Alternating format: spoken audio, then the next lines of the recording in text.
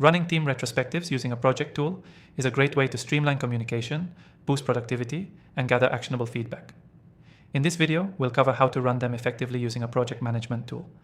Stick around until the end, and I'll share an exclusive offer for a free trial of the software we'll be using today. So let's dive right in. First, let's set the stage. A retrospective is all about looking back on your project to identify what went well, what didn't, and how you can improve for the next cycle. With the right project tool, you can facilitate this process seamlessly, all while keeping track of important feedback and action items. Start by creating a dedicated retrospective space within your project tool. This could be a specific project or a task board designed for retrospective activities. You'll want a space where all team members can contribute their thoughts, so everyone feels heard. Next, create 3 key columns or categories: what went well, what could be improved, and action items. These categories will guide the team's reflections and help structure the conversation. During the retrospective, everyone can add their thoughts directly into the tool under these categories. When gathering feedback, make sure to give everyone equal time to add their thoughts. With a project tool, you can use sticky notes or comment features where team members can write down ideas or issues.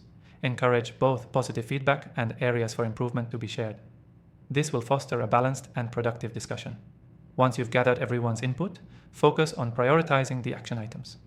Use the voting or ranking feature in your software to let team members vote on which improvements should be prioritized for the next sprint or project.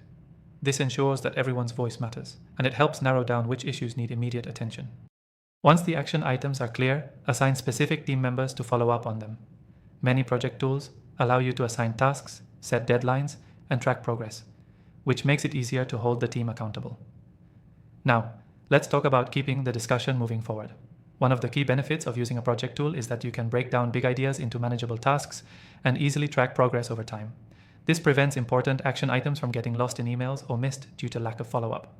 As you continue to use the software for retrospectives, make sure to keep it updated and check back on your past retrospectives to see how much improvement has been made. This gives you a long-term view of team progress and shows the value of holding regular retrospectives. So here's the key takeaway from today. To run effective team retrospectives, choose a project tool that facilitates easy feedback collection, allows for prioritization, and makes follow-up simple. Whether you're running your first retrospective or are a seasoned pro, using the right tool can make all the difference. And don't forget, if you want to follow along with the software we used today, I have an exclusive free trial for you in the description below.